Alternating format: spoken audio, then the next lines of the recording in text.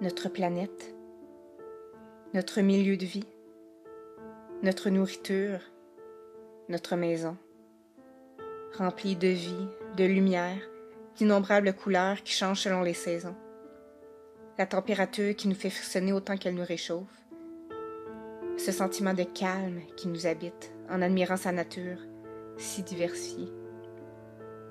Mais si ce calme était maintenant perturbé, notre planète nous parle, nous démontre qu'il y a un problème qui prend de plus en plus d'ampleur dans notre quotidien. Le réchauffement climatique n'est pas un mythe, mais bien une réalité qui malheureusement nous affecte et va continuer de nous affecter encore longtemps si nous refusons de faire notre part. Avec l'industrialisation qui prend de l'ampleur à cause de notre surconsommation d'énergie, les gaz à effet de serre ne font qu'augmenter. Les chiffres ne mentent pas. Ce surplus d'énergie produit par l'homme équivaut à 3 petites bombes atomiques explosant à chaque seconde.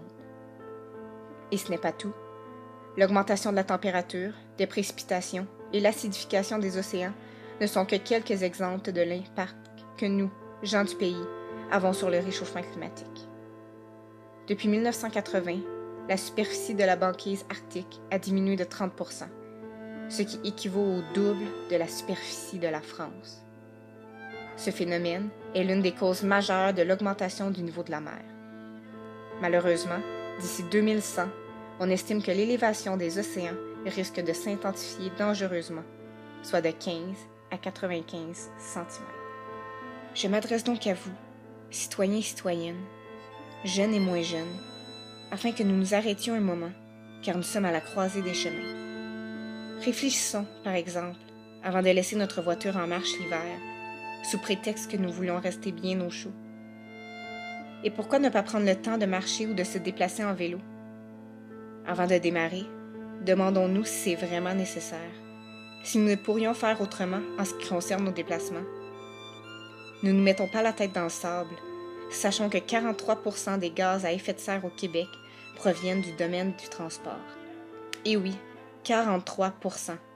Un chiffre énorme, il est vrai, mais qui peut être grandement diminué grâce à notre conscientisation, notre bon sens, notre bonté. Réfléchissons bien lorsque nous utilisons notre voiture pour nous rendre au boulot, qui se situe à quelques stations de métro de chez nous, ou bien lorsque nous prenons le temps de relaxer dans la douche sous le jet d'eau qui ne s'arrête qu'après plusieurs minutes. Pensons vert et utilisons le bus pour nous déplacer, car un autobus équivaut à 50 automobiles de moins sur la route. Mieux encore, utilisons le vélo ou octroyons-nous du temps pour faire une marche jusqu'à l'épicerie du coin. Éteignons le plus de lumière possible pour réduire notre consommation d'énergie et prenons le temps de trier les déchets recyclables et de les placer dans le bon compartiment. Voilà de petits changements d'habitude, mais qui peuvent faire une grande différence.